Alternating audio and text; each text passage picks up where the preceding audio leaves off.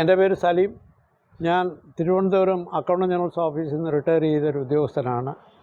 ഇന്ന് എനിക്ക് 77 വയസ്സ് തികഞ്ഞിരിക്കുകയാണ്. അതുകൊണ്ട് വളരെ സന്തോഷമുള്ള ഒരു ദിവസമാണ്. ഇത് വന്ന ഈ ചോദ്യങ്ങളൊക്കെ ചോദിക്കുകയും അതിന് ഞാൻ ഉത്തരങ്ങളൊക്കെ പറയാൻ സാധിച്ചത് വളരെ സന്തോഷകരമായൊരു സാഹചര്യമാണ്. സോളാർ എഡ്ജിനെ പറ്റിയുള്ള എൻ്റെ അറിവ് ഇങ്ങനെ കണ്ടിന്യൂസ് ആയിട്ട് ഞാൻ ഇമ്പ്രൂവ് ചെയ്തുകൊണ്ടിരിക്കുകയാണ്. അതുപോലെ ടെക്നോളജിക്കലായിട്ടുള്ള എല്ലാ ഡെവലപ്മെൻറ്റും കണ്ടിന്യൂസ് ആയിട്ട് ഞാൻ മോണിറ്റർ ചെയ്തുകൊണ്ടിരിക്കുകയാണ് ഓരോ കമ്മ്യൂണിക്കേഷൻ വഴി.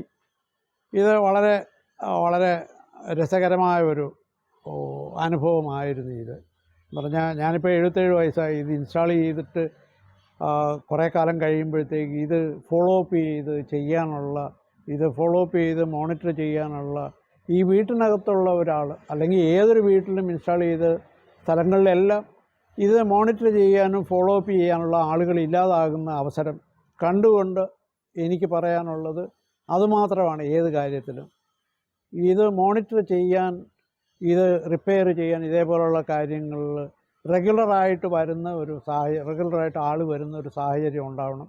എനിക്ക് വളരെ സന്തോഷമുള്ള ഒരു കാര്യമാണ് ഈ സോളാർ പാനൽ കൊണ്ടുവന്നത്. ഇതിൻ്റെ കൂടെ ചേർന്ന് ഞാൻ പലപ്പോഴും പല എൻജിനീയേഴ്സിനടുത്തും ചോദിച്ചിട്ടുണ്ട്, ഇപ്പോൾ വെളിച്ചം മാത്രമേ കൺവേർട്ട് ചെയ്യുന്നുള്ളൂ ഇലക്ട്രിസിറ്റി ആയിട്ട്, അവിടെ ഈ പാനലിൻ്റെ മുകളിൽ പതിക്കുന്ന ചൂട് എന്ത് കാരണം കൊണ്ട് കൺവേർട്ട് ചെയ്യപ്പെടുന്നില്ല എന്ന് കുറേ പേരെടുത്ത് ചോദിച്ചു. ഒരാൾ പറഞ്ഞു അങ്ങനെയുള്ള ഒരെണ്ണം ഡെവലപ്പ് ചെയ്തുകൊണ്ടിരിക്കുകയാണെന്ന് പറഞ്ഞു, ISROയിലുള്ള ഒരു എൻജിനീയർ.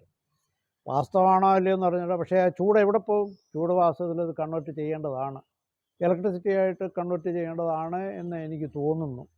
അപ്പോൾ അതേപോലുള്ള ഒരുപാട് കാര്യങ്ങൾ ഇതൊക്കെ ചെയ്യുമ്പോൾ നമുക്ക് വളരെ സന്തോഷമുള്ള കാര്യം, ടെക്നോളജിയെപ്പറ്റി ആക്ച്വലായിട്ട് ഹാൻഡ്സ് ഓൺ എക്സ്പീരിയൻസ് ഒരുപാട് കിട്ടുന്നു. പക്ഷേ ഇത് വീടുകളിൽ കിട്ടത്തക്ക വിധത്തിൽ ഇത് ഇൻസ്റ്റാൾ ചെയ്യുന്ന ആൾക്കാരും ഗവൺമെൻറ്റും ശരിക്കുള്ള ശ്രദ്ധ എടുക്കണം എന്നുള്ളതാണ് എൻ്റെ അഭിപ്രായം. Thank you.